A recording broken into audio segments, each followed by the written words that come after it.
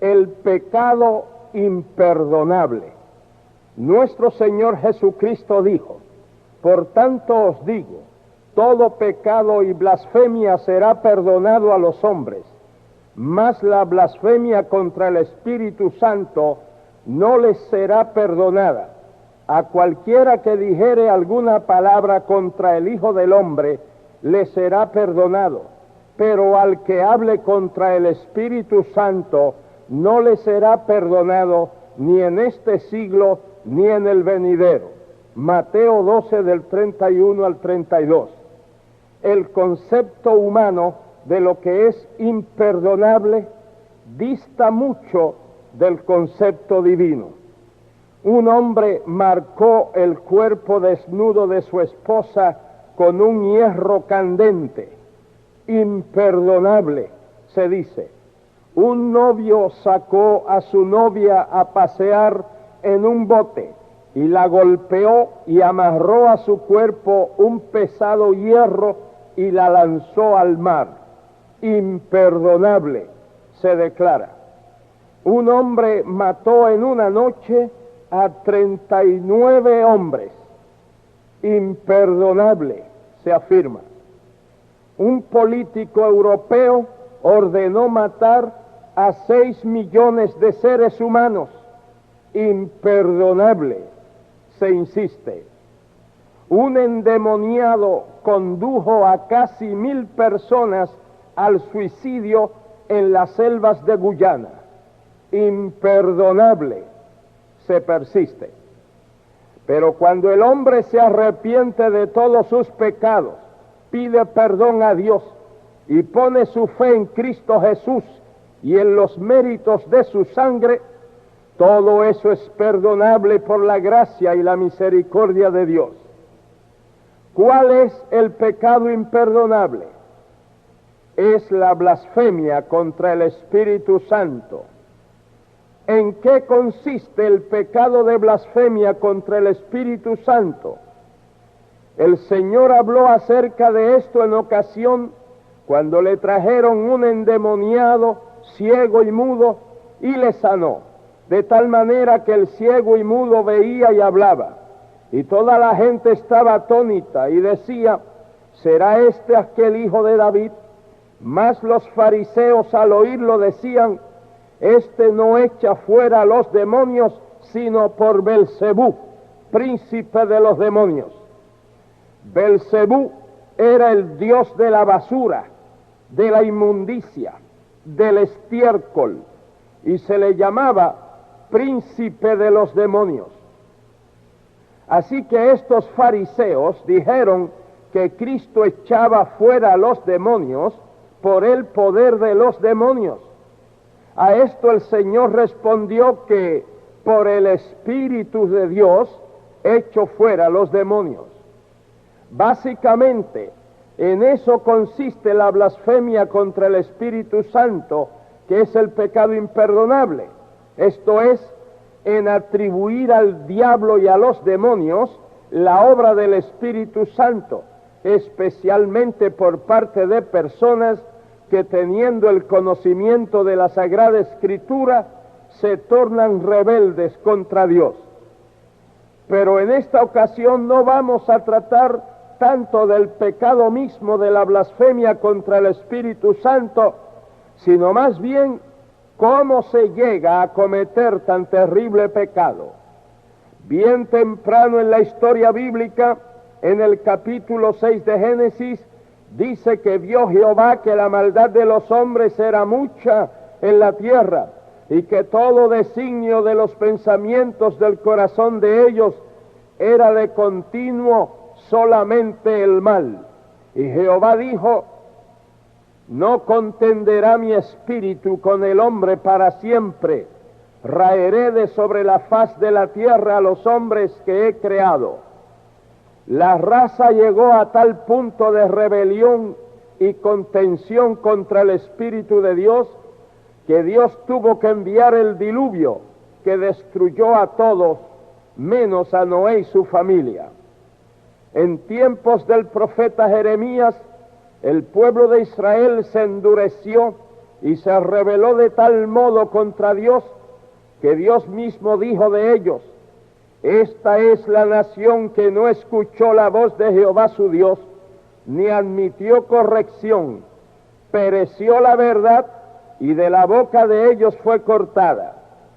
Por esta causa de rebelión y de incredulidad, Dios le dijo 3 veces a Jeremías que no orara en favor del pueblo, porque él no escucharía. Y la 4ª vez le dijo: si Moisés y Samuel se pusieran delante de mí, no estaría mi voluntad con este pueblo. Échalos de mi presencia y salgan. Qué terrible que por causa de la dureza, incredulidad y rebelión de una persona, Dios no quiera escuchar la oración en favor de esa persona. De la tribu de Efraín, Dios dijo: Efraín ha provocado a Dios con amarguras. Efraín es dado a ídolos. Déjalo. Qué desgracia que por causa del pecado de idolatría, de incredulidad y de rebelión, de lo cual no quiere apartarse, Dios tenga que dejar a una persona y tenga que decir: déjalo. Conciencia, déjalo. Iglesia, déjalo. Predicador, déjalo. Espíritu Santo, déjalo. Luego en el Nuevo Testamento, ese mismo pueblo de Israel, especialmente sus líderes religiosos, reaccionaron de la misma manera, incrédula y rebelde, ante la persona, el ministerio y la obra de nuestro Señor Jesucristo, el Hijo de Dios. Iniciando su ministerio público en la sinagoga de Nazaret, cuando se presentó ante la nación como su Mesías, nos dice San Lucas que al oír estas cosas, todos en la sinagoga se llenaron de ira y levantándose le echaron fuera de la ciudad y le llevaron sobre la cumbre del monte para despeñarle. Un poco más tarde, después de sanar un leproso, que debió haber sido suficiente para que el Señor fuera reconocido como el Mesías, empero, nos dice San Marcos que Jesús no podía entrar abiertamente en la ciudad.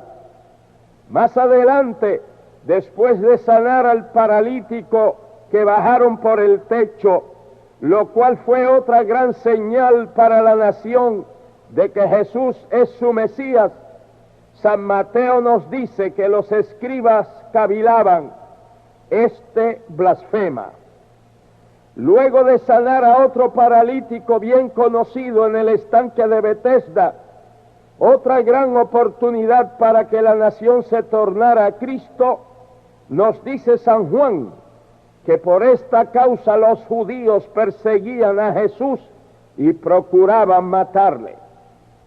Después del Señor haber resucitado en su hogar a la hija de Jairo, un gran milagro venciendo el poder de la muerte, que debió haber sido definitivo para que el pueblo reconociera a Cristo como su Mesías y Salvador. En cambio, San Marcos nos dice que el propio Cristo estaba asombrado de la incredulidad de ellos. También el Señor resucitó camino del cementerio al hijo de la viuda que vivía en la ciudad de Naín. Otro gran milagro suficiente para que la nación se tornara a Cristo. Pero nos dice San Lucas que los fariseos y los intérpretes de la ley desecharon los designios de Dios. Y luego otro portentoso milagro de resurrección. Lázaro ya enterrado y en avanzado estado de putrefacción. Jesús junto a la tumba y ante una multitud exclamó: Lázaro, ven fuera. Y el que había muerto salió. ¡Qué oportunidad tan grandiosa para dar público reconocimiento a Cristo como Mesías y Salvador! Pero no, nos dice San Juan que los principales sacerdotes y los fariseos reunieron el concilio, así que desde aquel día acordaron matarle. De ese modo, rechazando la verdad, siendo incrédulos, rebelándose contra la palabra de Dios, oponiéndose a Cristo, así se fueron endureciendo hasta que por no querer creer en Cristo, atribuyeron a los demonios el poder del Espíritu Santo que operaba en Cristo, blasfemando al Espíritu Santo y cometiendo así el pecado imperdonable que Cristo dijo que no tiene perdón ni en esta edad ni en la venidera.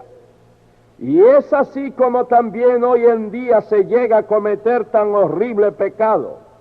Conociendo la verdad de la palabra de Dios, se rechaza la verdad, se niega la verdad, se ataca la verdad, y cuando uno persiste en tales actitudes, se endurece, se cauteriza de tal modo que por no querer aceptar la verdad, se llega al extremo de atribuir al diablo y a los demonios la obra del Espíritu Santo. En los evangelios dice que muchos no podían creer porque amaban más la gloria de los hombres que la gloria de Dios. Hoy día, de la misma manera, muchos, aunque reconocen que Cristo es el Salvador, no pueden creer porque tienen que humillarse, tienen que abandonar la vanagloria humana, pero ellos aman más la gloria de los hombres que la gloria de Dios. Rechazan a Cristo todo el tiempo, se tornan incrédulos. Si alguna vez creyeron, se tornan apóstatas y de ahí pasan al pecado imperdonable, la blasfemia contra el Espíritu Santo. El Espíritu Santo se aleja de la tal persona y por esto leemos en la epístola a los Hebreos cómo sigue: porque si pecáremos voluntariamente, después de haber recibido el conocimiento de la verdad, ya no queda más sacrificio por los pecados, sino una horrenda expectación de juicio y de hervor de fuego que ha de devorar a los adversarios. ¿Cuánto mayor castigo pensáis que merecerá el que pisoteare al Hijo de Dios y tuviere por inmunda la sangre del pacto en el cual fue santificado e hiciere afrenta al Espíritu de gracia? Horrenda cosa es caer en las manos del Dios vivo, porque es imposible que los que una vez fueron iluminados y gustaron del don celestial y fueron hechos partícipes del Espíritu Santo y asimismo gustaron de la buena palabra de Dios y los poderes del siglo venidero y recayeron, sean otra vez renovados para arrepentimiento, crucificando de nuevo para sí mismos al Hijo de Dios y exponiéndole a vituperio. A veces hay líderes y creyentes que atribuyen a los demonios la obra del Espíritu Santo, cuando el Señor bautiza con Espíritu Santo y fuego con la señal de hablar en lenguas. Mucho cuidado, es un pecado que no tiene perdón. Es mejor que aceptemos la verdad de la palabra de Dios y recibamos todo lo que Él tiene para nosotros, para que no nos alejemos del Señor, sino que nuestra vida cristiana vaya de gloria en gloria, de fe en fe, de poder en poder, como la luz de la aurora, que va en aumento hasta que el día es perfecto. Amigo, no rechace la verdad, acepte a Cristo como su gran Salvador. Oremos.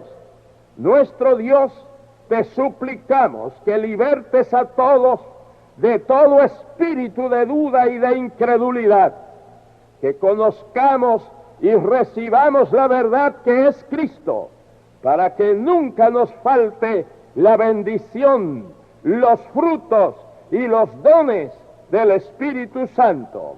En el nombre de Jesús nuestro Señor. Amén. Amén.